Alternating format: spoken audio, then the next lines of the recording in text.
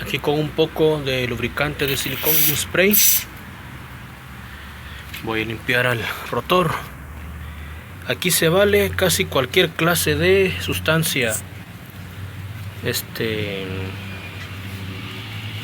lubricante basado en petróleo. Bueno, puede que no sea lubricante, como el caso del solvente para pinturas, el adelgazador para pinturas, también el thinner, o sea, vulgarmente conocido como thinner en nuestro país.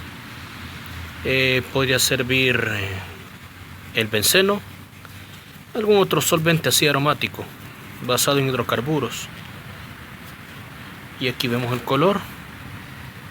No estaba tan sucio.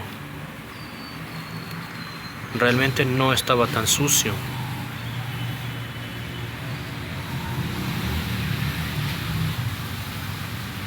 Bueno, vamos a continuar limpiando el otro extremo.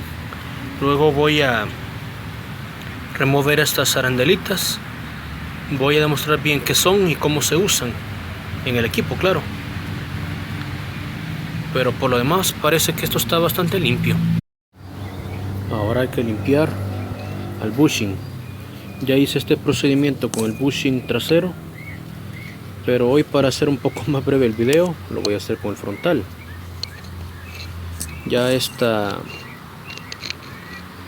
trozo de servilleta ya había sido humedecido previamente con un lubricante de silicón. Repito, ahí se vale casi cualquier otra clase de disolvente de grasas, algún solvente para pinturas o algo así. Aquí se vale todo, con tal de que nos quite encima la mugre. Ya se logró el objetivo.